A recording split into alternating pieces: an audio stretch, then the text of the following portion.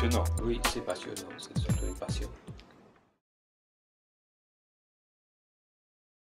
Non, j'avais été fasciné quand j'avais 15 ans par une équation qui disait E exposant I pi plus 1 égale 0.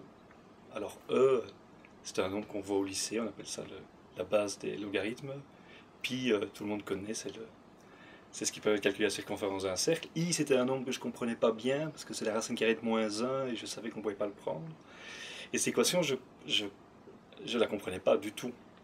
Mais ça m'a quand même fasciné. C'est un domaine qui est passionnant, c'est le plaisir de jouer avec des idées, c'est le plaisir aussi des mathématiques de jouer avec des objets pour lesquels, d'un côté, il y a beaucoup de règles, d'un autre côté, on peut vraiment faire ce qu'on veut. C'est-à-dire, si on a beaucoup d'imagination, on peut inventer des objets. C'est ce plaisir de jouer avec des objets abstraits, de pouvoir se coucher sur son lit, et puis pendant une heure, de faire bouger dans sa tête des choses. La curiosité scientifique, hein, de façon générale. Donc ça peut s'appliquer aux mathématiques ou à la physique ou à la chimie ou à toutes les activités scientifiques.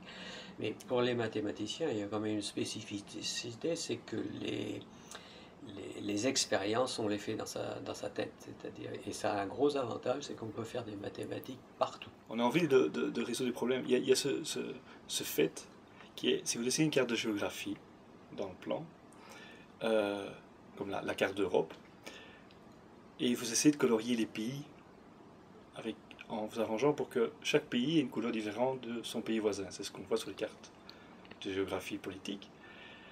Il y a un fait dont on peut se rendre compte expérimentalement, dont on se rend compte assez vite expérimentalement, c'est qu'avec seulement 4 couleurs, du bleu, du rouge, du jaune, du vert, je vais pouvoir colorier, même si ma carte est très compliquée, je vais pouvoir colorier ma carte de sorte qu'il n'y ait jamais deux pays voisins qui aient la même couleur.